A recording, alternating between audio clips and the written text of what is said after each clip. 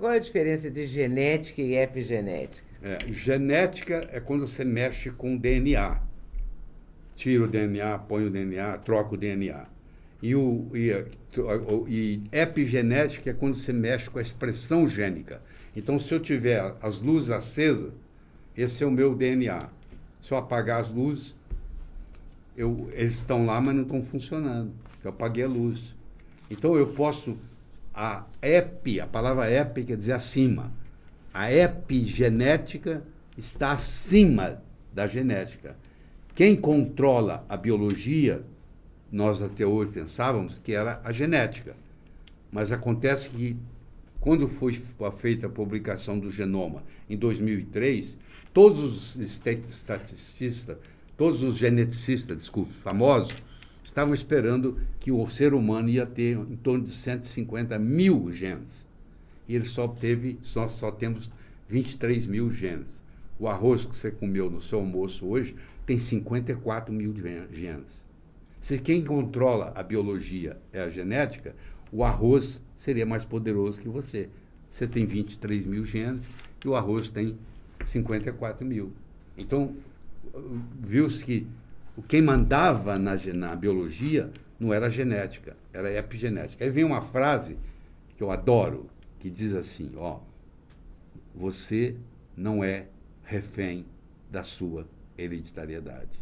Se o seu pai foi doente, se a sua mãe foi doente, pela epigenética você pode mudar. A epigenética dá esse poder ao ser humano. Claro, com um profissional que entende de epigenética e vai lá e muda.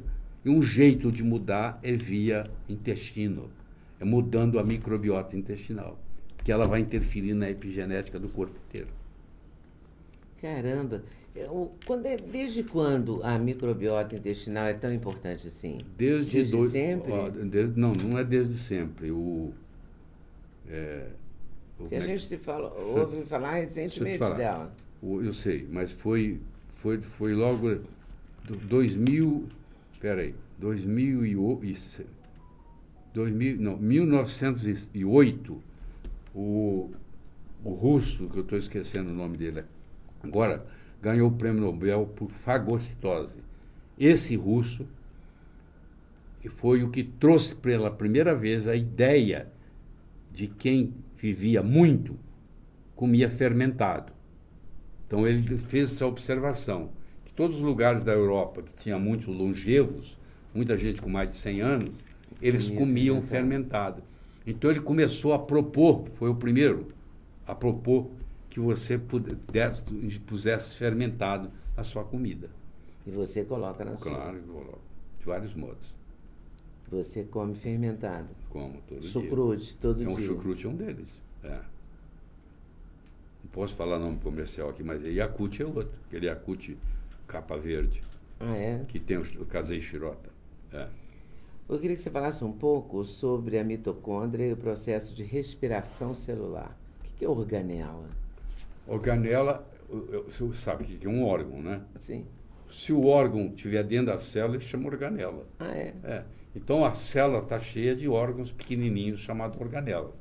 Um deles é a mitocôndria, que vai trazer energia para a célula. A mitocôndria vai pegar o seu carboidrato que você comeu, a sua proteína que você comeu, a sua gordura que você comeu, e vai transformá-la, se não está sendo usado por outras coisas, vai transformá-la em energia, que é o ATP. Aqui no Brasil nós não usamos real. Quem chega com uma moeda estrangeira não tem que trocar? Tem. Então, acontece a mesma coisa. Nós comemos carboidrato, comemos gordura, comemos proteína. O que nós temos que fazer? Temos que pegar isso e ir na mitocôndria trocar por ATP. Então, a mitocôndria tem um valor enorme. 15% da musculatura é ATP, é mitocôndria. 20% do cérebro é mitocôndria. 30% do coração é mitocôndria. Se você precisar pesar o coração, 30% é mitocôndria. A mitocôndria ela faz o oxigênio funcionar. O oxigênio chega lá e ela vai trazer os elétrons e os prótons junto do oxigênio, vai fabricar água. Nós estamos fabricando água o tempo todo, mesmo que você não bebe água, você está urinando. Não é verdade? É fabricado na mitocôndria. e ela vai produzir energia. E essa energia, um coração só tem energia para 10 batimentos. Se você parar de produzir mitocôndria, você morre na hora. Uma mitocôndria parar de produzir energia.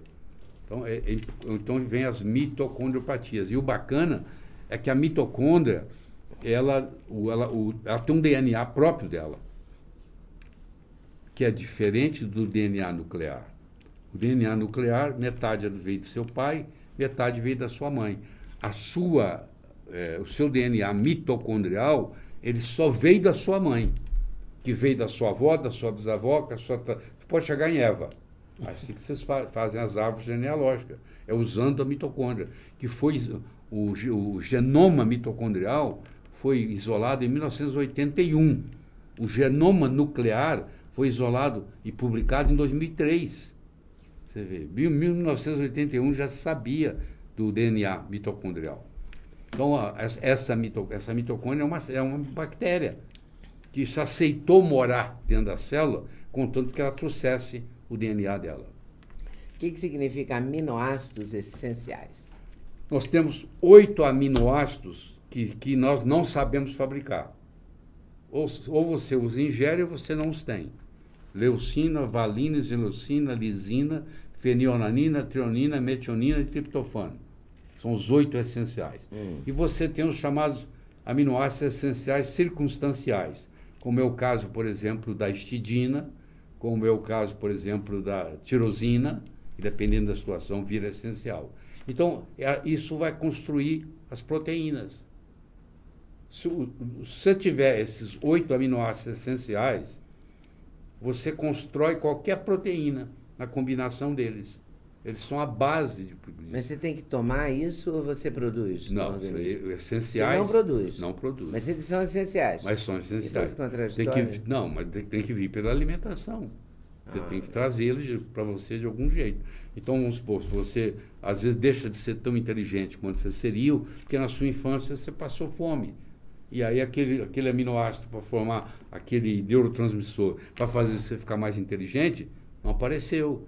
Então, aquele músico pobre, ele podia ser melhor ainda se ele tivesse acesso a esses aminoácidos essenciais. E que são formados, quer dizer, que são na infância formadores da sua inteligência, da sua durante percepção, a vida inteira. etc. O meu neurotransmissor aqui para conversar com você está sendo fabricado. E eu tenho que usar os aminoácidos. Por exemplo, a tirosina produz a dopamina. Tá? Então, o aminoácido tirosina produz o neurotransmissor dopamina. E a dopamina é quem te dá o poder cerebral. Pergunta para um viciado em cocaína, por que ele não larga a cocaína? Ele vai dizer, não tem jeito, na hora que eu faço uso da cocaína, eu me sinto, ou que ele vai usar a palavra viado, eu me sinto dono do mundo. Dono do mundo, todo mundo usa. Eu me sinto dono do mundo. Você podia explicar para a gente o significado da sua comunicação e a resposta que você obtém? Eu me lembro que lá nos Estados Unidos, primeiro ano que eu cheguei, um americano cumprimenta o outro assim, ó.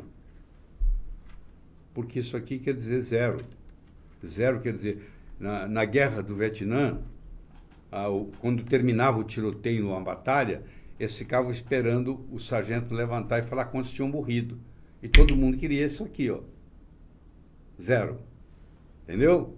Aí todo mundo ficava esperando esse número, zero. Então, esse zero passou a ser ok. Então, nos Estados Unidos, um médico encontra o outro no corredor, ele faz assim um para o outro. Ó. Um amigo seu, você faz assim para ele. Ó. Ou seja, não morreu ninguém, tudo ok. Tá? Agora, você imagina, eu passo um ano inteiro fazendo isso. Quando eu chego no aeroporto no Rio de Janeiro, toda a minha família lá, meus amigos me esperando, eu faço assim para eles. O que você acha? Ficou todo mundo de cara feia. Eu tive que chegar explicando. A comunicação... E você fez isso? Fiz. Comunicação é o resultado que você obtém. Eu estava querendo dizer ok, eles interpretaram outra coisa. Entendeu? A comunicação não é o que você emite, é que o outro capta. É que o outro entende do que você emitiu. Né? Exatamente. Explica pra gente uma frase que é a sua explicação para não aceitar a frase, aspas, faça aos outros aquilo que gostaria que fosse feito a si mesmo. Se eu convidar você para jantar na minha casa e quiser te agradar, eu não vou te servir o meu prato favorito. Pode ser que você nem coma. Eu vou ficar sabendo, através das suas amigas, seus amigos, o que você gosta de comer. Eu vou te surpreender com aquilo que você gosta e não aquilo que eu gosto. Então, eu tenho que fazer... Faz sentido? Fica todo sentido. É igual a pessoa que vai comprar um presente, compra um presente que ela gostaria de ganhar. E você detestaria. Então isso aí, faça aos outros o que você gostaria que fosse feito a você. Não, eu não quero... Eu não sou masoquista, o outro gosta de apanhar, pô. O problema é dele. É isso?